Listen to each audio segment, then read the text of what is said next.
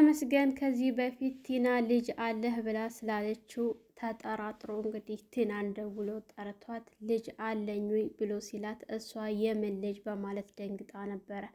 እሷ ተደናግጣ አይ እማቀው ነገር የለም ስትለው እንግዲያ ለምንድን ነው እንደዚያ ሲላት ተጠራጥሬ ነው ስትል እውነታውን እኔ ደርስበታለሁ በማለት ወደ ትሁት እየገሰገሰ በመምጣት ልጅ አለሽ ወይ ነበር ያላት ማለት ነው። አዎ የማሳድጋት የእህቴ ልጅ አለች፣ ምን ፈለክ ስትለው እርግጠኛ ነሽ የእህትሽ ልጅ ናት ብሎ ሲላት አዎ የእህቴ ልጅ ናት፣ የእህቴ ልጅ ማለት ደግሞ የእኔ ልጅ ናት ብላ ነበረ የመለሰችለት ሳትፈራ ማለት ነው።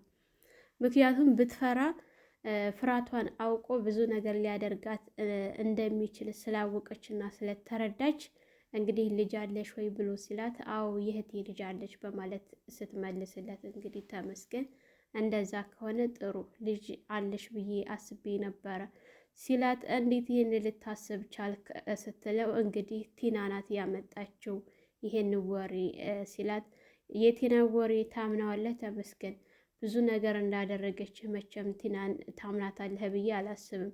እኔን ከዛ ቤት ለማውጣት የምታደርገውን ጥረት የቲናን ስራዋን ሙሉ በሙሉ እያየህ ስለሆነ እሷን የምታምን ቂል አትመስለኝም ነበር፣ ነገር ግን አንተ ቂል ነህ በማለት ስትመልስልህ አይደለም ትሁቴ ላስረዳሽ ብሎ ሲላት እንግዲህ እንዳትከተለኝ በማለት ነበረ ጥላው የሄደችው ማለት ነው።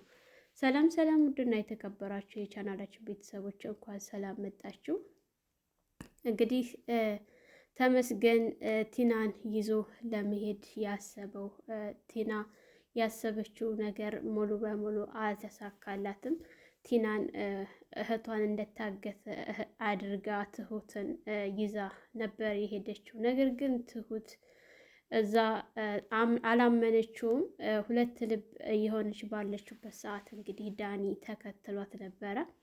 ዳኒን ሲገባ ጠብቆ ቀጥቅጦታል። ግን ቢሆንም ነገሮቹ ከአቅም በላይ ስለሆኑባት ትሁት በተመስገን ለምናው እንግዲህ ዳኒን አልተው ብሎ ሲላት የሆነ እንጨት ነገር ፈልጋ ከጀርባው ነበረ የመታችው ተመስገንን። እንግዲህ ተመስገን በወደቀበት ሰዓት ዳኒና ትሁት ተያይዘው ከቤት እንደወጡ ወደ ቤት እንሄድ ብሎ ሲላት ትሁትን ዳኒን ለማድረስ አንተን ላንተ ብዬ ነው እንጂ አባዬ በጣም ተቀይሟል ብላ ስትለው አይ አልተቀየመም፣ ግዴለሽም እንሄድ ብሏት ተያይዘው ነበረ የገቡት ወደ ቤት ማለት ነው።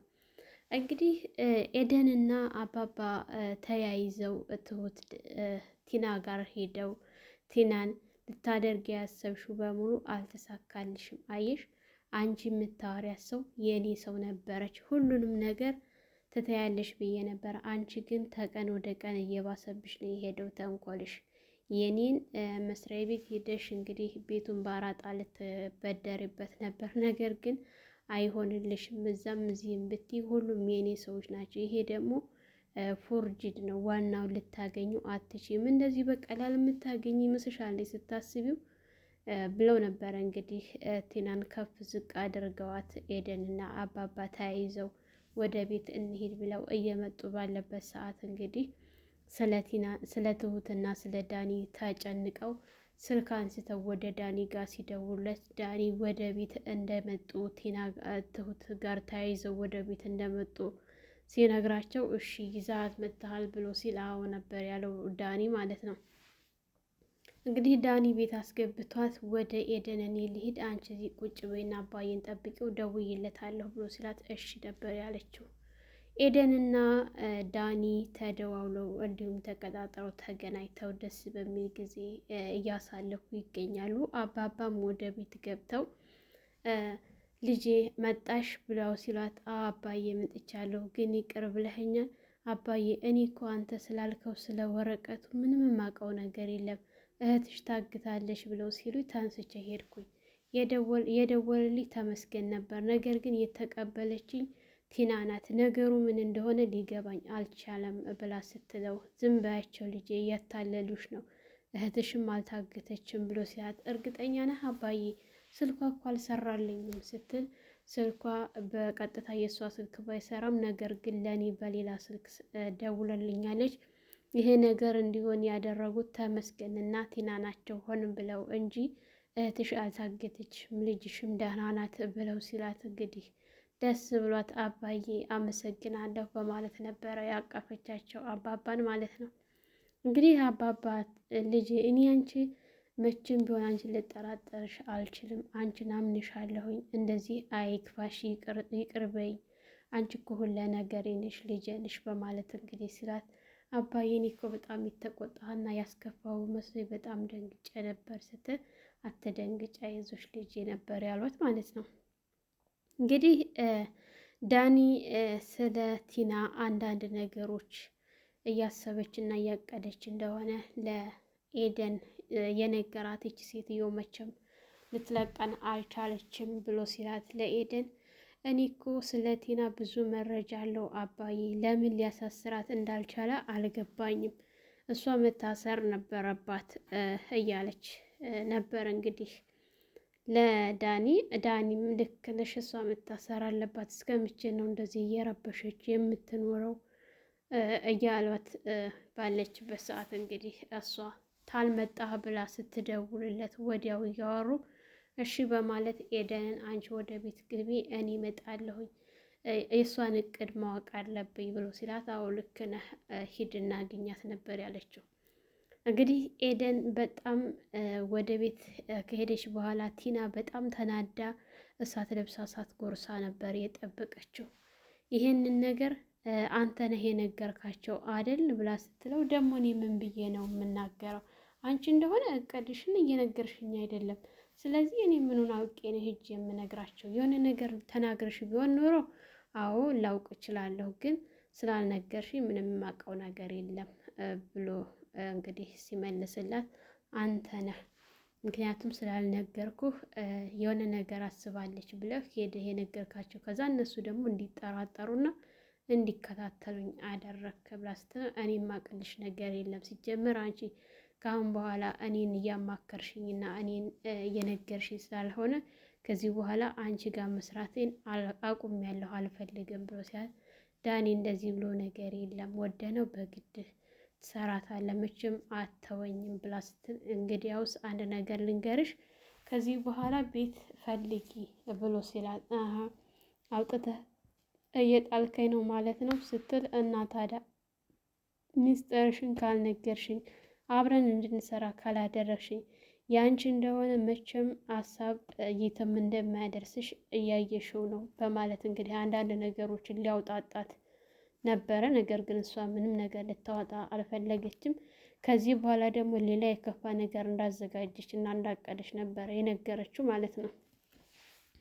እንግዲህ ኤደን ወደ ትሁት ጋር ሄዳ ትሁቴ መጣሽ እንዴት ነሽ እያለቻት ሰላም እየተባባሉ ባለበት ሰዓት ሰላም ነኝ ስትላት ስለ ወረቀቱ ምንም እንደማታውቅ ስትነግራት አብሽሪ ትሁት ያውቃለሁ ሁሉንም፣ ይሄ ተመስገንና የቲና ስራ ነው። እኔ እኮ እነሱን ማመናችን ነው የገረመኝ።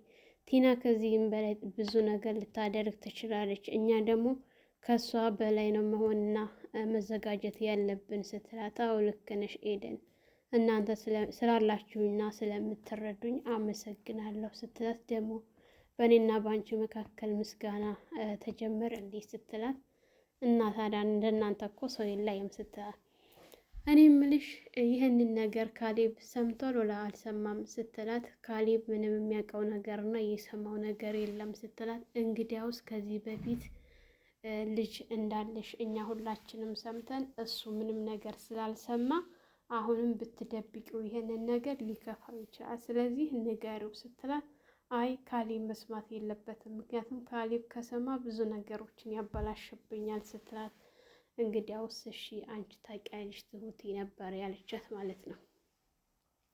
አባባ እንግዲህ ወዲያው የትሁት እህት ስልክ አልሰራላትም ነበርና ልክ ስልኩ ሲሰራላቸው ወደ ትሁት ጋር መጥተው ስልክ ሲያገናኛቸው እህቷን አግኝታ በጣም ደስ ብሏት እያወራቻት ልጇንም እንደዚሁ እያወራች ደስ ሲላት አባባም እንግዲህ በጣም እየተገረሙ ተደስተው በትሁት ደስታ እያዩትና እየተመለከቷት ነበረና አውርታ ከጨረሰች በኋላ አባዬ አመሰግናለሁ ብላ ስትላቸው እኔም አመሰግናለሁ ልጄ፣ እንኳን ደስ ያለሽ፣ እኔ የምፈልገው የአንቺ ደስታሽን ነው ብለዋት እንግዲህ እሳቸውን አቅፋቸው በጣም ደስ ብሏት ነበረ።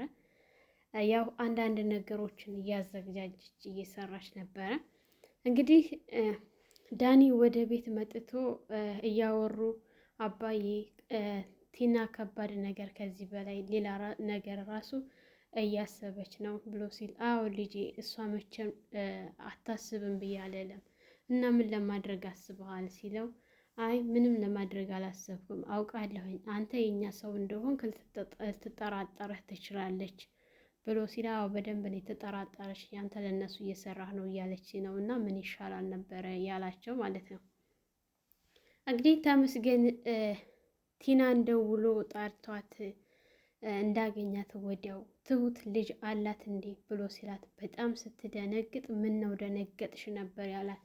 ማለቴ ወዲያው ስነግርህ እኮ በጣም ተቆጥተህና አላምን ብለህ ነበረ እና አሁን እንዴት እንደዚህ ልትለይ ቻልክ ብላ ስትለው፣ አሁን የጠየቅኩሽ አላት የላትም ነው ያልኩሽ ሲላት፣ አላውቅም ስትል፣ እና ታዲያ ያንን ወር ከየት አምጥተሽ ነው ልጅ አላት ብለሽ ያልሽ ሲል፣ ምናልባሽ ካላት ብዬ ነው ስትል፣ ዝም ብለሽ ባልሆነ ነገር ተጠራጥረሽ በጥርጣሬ ነው እንደዚህ ያልሽኝ ብሎ ሲላት፣ አዎ በጥርጣሬ ነው ነበር ያለችው። ምክንያቱም በጣም ደንግጣ ነበረ ማለት ነው።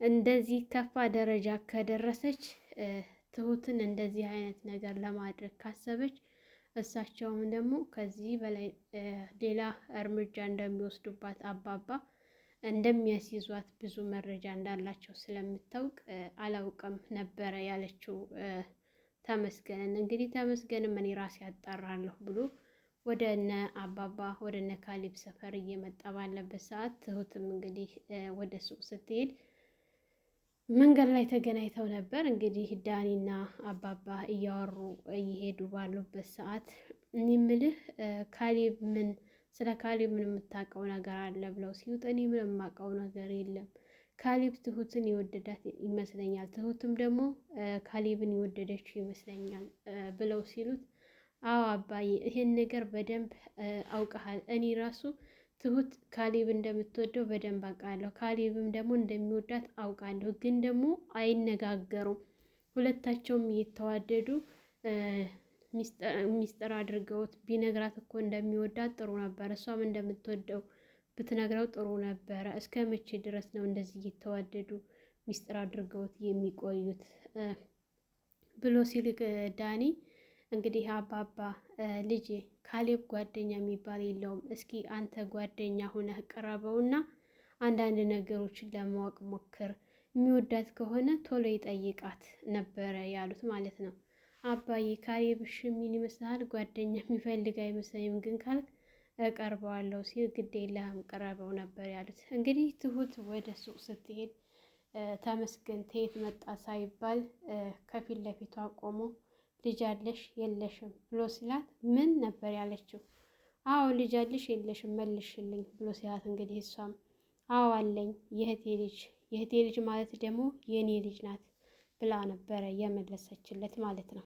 ከዚህ በፊት እንግዲህ ትሁት መጀመሪያውንም አልተጠራጠረም እና ነው እንጂ አሁን እንደዚህ አጠራጣሪ ነገር ካገኘ ያጣራል፣ ካጣራ ደግሞ ይደርስበታል እያለች ስትፈራና ስትሰጋ ነበር። እየፈራችው ነገር ነው እንግዲህ አሁን የደረሰው። ለጊዜው ምንም አልመሰለውም። እየዋለ እያደረ ግን ጥያቄ መጠየቅ አብዝቷል ማለት ነው ተመስገን። ሰላም ሰላም፣ ውድና የተከበራችሁ የቻናላችን ቤተሰቦች እንኳን ሰላም መጣችሁ። ለአሚራ ዩቱብ አዲስ የሆናችሁ ላይክ፣ ሸር፣ ሰብስክራይብ በማድረግ ቤተሰብ እንድትሆኑ እያልኩኝ ዛሬ ነበረን ይህን ይመስል ነበረ። በሌላ ቪዲዮ ተመልሼ እስከመጣ በያላችሁበት ፈጣሪ ይጠብቃችሁ፣ ሀገራችንን ሰላም ያድርግልን፣ ወጥቶ ከመቅረት ይጠብቀን እያልኩ ሰናበታችኋለሁ። መልካም ቆይታ ይሆንላችሁ።